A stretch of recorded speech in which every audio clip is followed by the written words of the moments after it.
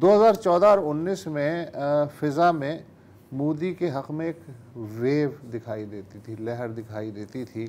इस बार वो भी गायब है। इसका मतलब ये हुआ कि इंतख़ाबात के बाकी 4 मरहलों में अपने वोटरों को जोश दिलाने के लिए बीजेपी को एंटी मुस्लिम मसाला तेज़ करना पड़ेगा।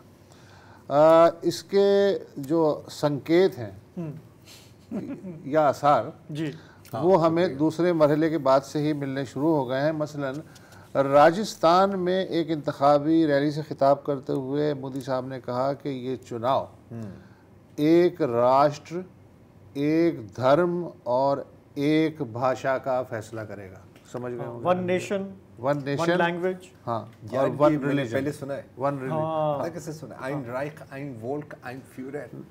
हम तो 76 साल से जी, हिटलर डॉइच, आइन डॉइचलैंड। अच्छा, एनीवे बहुत लोगों ने इस्तेमाल किया। अगर, और उन्होंने कहा अगर कांग्रेस आई तो वो हिंदुओं का तमाम धन दौलत इन घुसपैठियों के हवाले कर देगी जो सबसे ज़्यादा बच्चे पैदा करते हैं। हिटलर ने क्या कहा? वीडियो जो है वो भी हटाई गई है। उसमें भी एनिमेशन ये थी कि मुसलमान हमलावर बाहर से आते हैं, यहाँ के पुराने जो प्राचीन रजवाड़े जो हैं उनमें और मंदिरों की लूटमार वगैरह करते हैं, वो जो सब कुछ वो पढ़ाया जाता है। अच्छा, वो भी हटा दी गई है।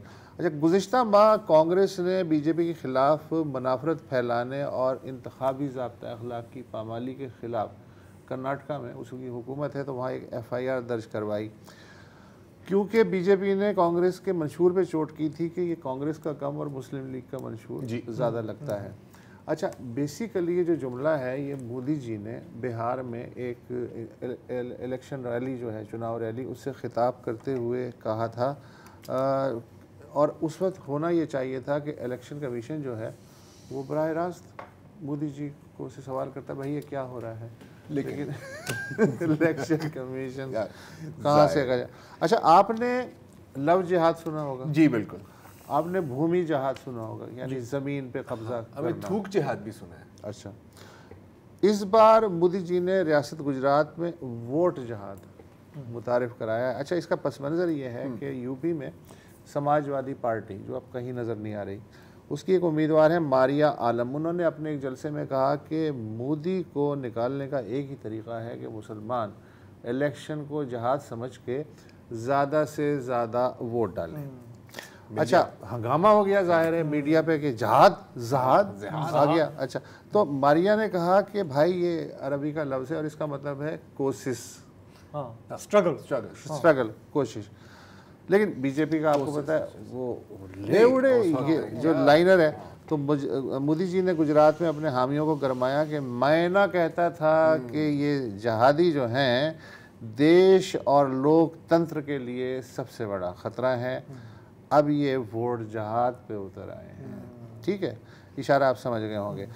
20,000 दस्तखतों पे मुश्तमिल एक याददाश्त इलेक्शन कमीशन के सामने रखी हुई है कि नरेंद्र मोदी खुल्लम खुल्ला, वज़ीर आज़म तो सबका होता है ना, लेकिन नरेंद्र मोदी खुल्लम खुल्ला मजहबी नफरत को बढ़ावा दे रहे हैं, लिहाजा उन्हें इलेक्शन लड़ने से नाअहल करार दिया जाए। इलेक्शन कमीशन हाँ, तो वो गौर कर रहे हैं इस पर। जी बिल्कुल।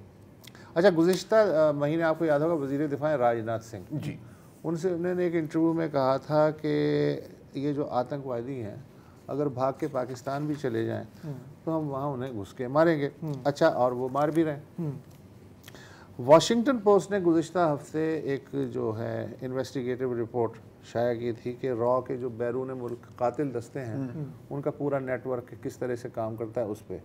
तो वाइट हाउस ने दिल्ली को कहा कि भाई साहब ये इसको ज़रा सीरियसली पढ़िएगा, ये कोई मजाक बात नहीं है, इस रिपोर्ट पे ज़रा ध्यान दें।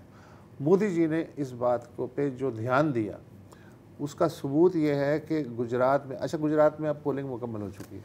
गुजरात में फरमाते हैं वो एक जलसे में कि पिछली सरकारें आतंकवादियों को शरण देने वाले देशों को बस एक एहतिजाजी चिट्ठी भेज के समझती थी कि फरज़दा हो गया, मगर नया भारत भेजने वाला नहीं, आतंकवादियों की छुट्टी कराने वाला। जी जी, इन्होंने कांग्रेस का हवाला दिया कि वो डॉसियर भेजते थे। हाँ, और हम घर में घुस के मारते हैं।